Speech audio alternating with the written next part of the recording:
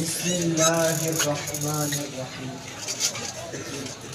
بیت اللہ میں موجود 313 بت اور ان کے آگے جھکے انسان، منڈیوں میں لگتی ماؤں کی قیمتیں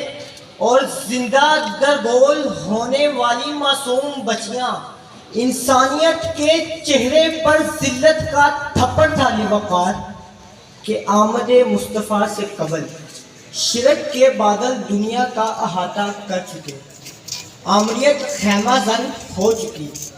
بے حیائی فحاشی معاشرے کا اہم جز بن چکی، شراب، شباب اور کباب اہل عرب کے رگو پے میں سرایت کر چکی، باپ کی بیوہ بیٹے کی منکوہہ بنا دی جاتی، فحش اشعار لکھ کر کعبے کی دیوار کی زینت بنائے جا رہے تھے، غریبوں کا کوئی پرسانے حال نہ تھا اور لاچار گھٹ گھٹ کر دم توڑ رہے تھے کہ ایسے عالم میں 12 ربیع الاول کی صبح جناب عبداللہ اور بی بی آمنہ کے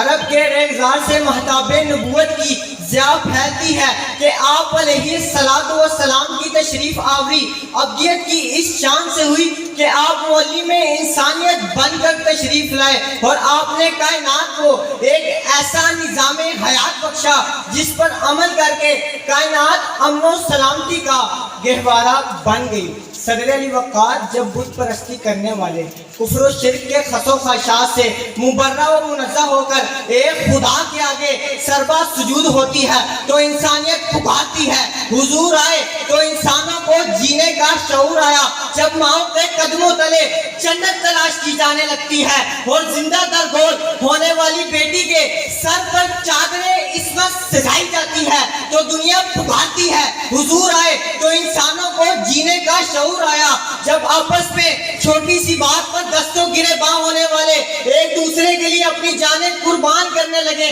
تو دنیا پکارتی ہے، حضور آئے تو انسانوں کو جینے کا شعور آیا، جب بلال حبشی کعبے کی چھت پر چڑھ کر رنگ و نسل کے امتیاز کو ختم کر دیں تو دنیا پکارتی ہے، حضور آئے تو انسانوں کو جینے کا شعور آیا۔ علی وقار جب 313 کا قلیل لشکر بقائے اس کلام کے لیے 1000 کے کثیر لشکر سے ٹکرایا جائے اور کامیابی پائے تو پھر مجھے کہنے دیجئے، ارے فیصلے جنگوں کے تلواروں سے کم ہوتے ہیں، آل حق 313 بھی غضب ہوتے ہیں۔ ماشاءاللہ۔ صدر علی وقار حضور آئے تو بے سہاروں کو سہارا مل گیا، ہمدردی کا جذبہ بڑھتا گیا اور غریب خوشحال زندگی گزارنے لگا تو پھر مجھے کہنے دیجئے، ستے چہروں سے زنگ اترا، بجھے چہروں پہ نور آیا، حضور آئے تو انسانوں کو جینے کا شعور آیا، حضور آئے تو انسانوں کو جینے کا شعور آیا۔ والسلام۔